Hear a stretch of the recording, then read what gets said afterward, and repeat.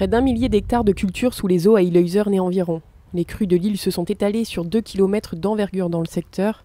Philippe et sa mère, au travers du GAEC Ulbrupaché, cultivent du maïs à hauteur de 90 hectares, 16 hectares de blé d'hiver, 2 hectares d'orge d'hiver, ainsi que 8 hectares de betteraves sucrières. Ils produisent par ailleurs des pommes de terre et d'autres légumes pour la vente directe. Derrière moi, j'ai une parcelle de 6 hectares 70 à planter un maïs depuis le 10 avril, autour du 10 avril. À gauche, j'ai une parcelle de maïs qui était semée un peu plus tard avec un essai pour épitest.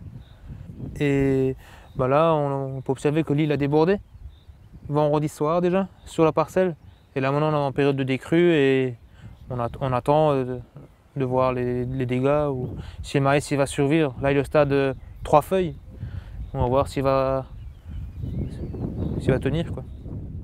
Sur les 90 hectares de maïs qu'il a semés ces dernières semaines, 60 ont été touchés, comme près de la moitié de ses betteraves sucrières, soit par les inondations, soit par la remontée de la nappe phréatique, qui par effet de vases communicants sature et ressort dans les champs situés les plus bas.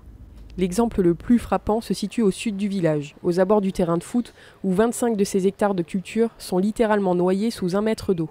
Et non loin de là, une bonne partie de ces légumes a aussi été impactée. On peut plus les vendre, quoi. Là, je vais contacter mon assureur, déclarer les parcelles sinistrées, soit par les remontées de nappe ou par les inondations. Et on va faire le point courant de semaine prochaine quand l'eau va se retirer. Parce qu'il y a des points bas au nord du village, qui vont au nord-ouest du village, qui sont plus bas, c'est les endroits les plus bas du secteur. Et ça, pas avant fin de la semaine, ces parcelles seront ressuyées, quoi. Le moral est au plus bas pour l'ensemble des agriculteurs du secteur qui accusent le coup. Après les 2 dernières mauvaises années en maïs, tous espéraient une embellie pour cette saison 2015, qui avait commencé dans les meilleures conditions au moment de la préparation des sols et du semis. En 2013 déjà, Philippe avait dû ressemer son maïs en juin, après des crues de printemps, avec en bout de course des rendements amoindris à la récolte. Et en 2014, malgré un rendement bien présent, les mauvais cours des céréales ont impacté le chiffre d'affaires encore une fois. Aujourd'hui, c'est l'incompréhension qui gagne du terrain, car pour lui, ce ne sont pas les précipitations tombées au niveau local, 50 mm cumulés entre vendredi et dimanche, qui expliquent de tels dégâts. C'est le manque d'entretien, soit des berges de l'île, ou alors l'entretien des cours d'eau, quoi.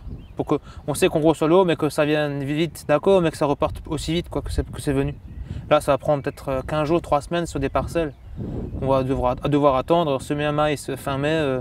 Vous imaginez le rendement qu'il y aura à la fin, quoi. Le rendement avec les humidités.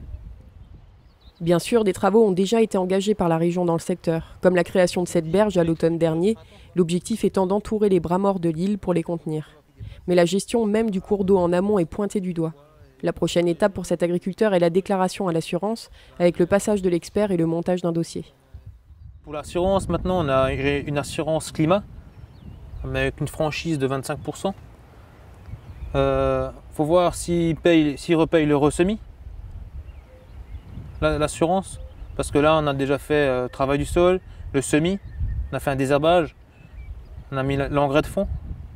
Et jeudi, j'ai apporté l'urée sur les parcelles. Justement, ici, j'ai mis 250 kg d'urée. L'urée, je sais pas où il est maintenant. C'est un peu délicat, quoi. Après, à estimer l'azote, s'il est juste, comme il a plu toute la journée de vendredi, peut-être les dissous et c'est dans le sol. Ou non, avec la crue, peut-être c'est lessivé, je sais pas. À voir et voir ce que les assurances nous conseillent ou de ressemer ou pas sur des parcelles. Finalement, sa plus grosse crainte ne concerne pas les parcelles inondées par les crues, mais celles mouillées par la remontée de la nappe. Car même si visuellement elles paraissent moins impressionnantes, le risque encouru d'une eau stagnante sur une plus grosse période est largement supérieur. Et dans ces parcelles précisément, il ne sera même plus possible de repasser en tracteur avant un bon bout de temps, à moins d'éprouver en plus le matériel, voire même d'y rester enlisé. Et de toute façon, pour semer ou planter quelle culture ?